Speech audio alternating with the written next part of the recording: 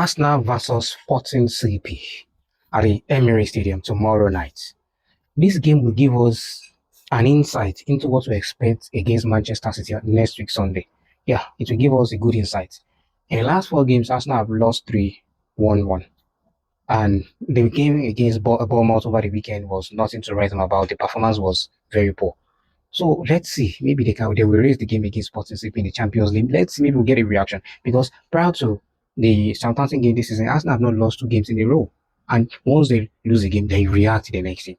But after the last 4 games, we have not gotten the reaction. So let's see. Maybe against Sporting CP, we'll see the reaction. And I can't wait to have the likes of Timber and Nkapie back in the lineup and Martin Odegaard. Although for me and for many fans across the world, Zubimendi should be dropped. If Odegaard is available, then Arteta should play Declan Rice as the 6th. Then we have Odegaard and Hazy. But Mikel Arteta, known for his pragmatism and conservativeness when it comes to selection, he will never play it, and of which is the perfect midfield formation going into the running to the next few games of the season. It's the perfect formation.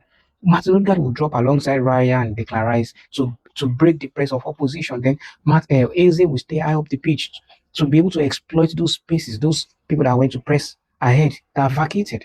It's as simple as that. But Mikel Arteta, known for his pragmatism, he will never do that. But let's see, maybe we'll have some balls tomorrow. Maybe we'll be able to implement, because the only time he played such formation was against West Ham at home. And Odegaard had injury around 30-minute mark and he was substituted for Martin Zubimendi. So let's see, maybe we show some balls in this title running to play Eze and Odegaard. If Odegaard is fit, we'll play them together with Declan Rice. So I am in the game. Sporting CP, they have nothing to lose.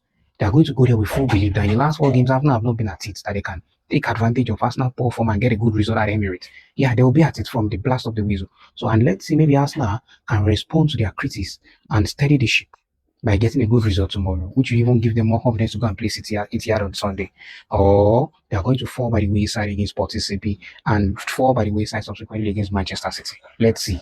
Let's see. Although they are down, but they are not out. Yes, it's in their hands. But they just need to raise to the occasion and stop being fearful and stop being afraid. You want to win the title, you want to win titles, so you don't need to be afraid. You need to go for it and take it and win it. So it's in their hands. So let's see if they will stand up and rise to the occasion.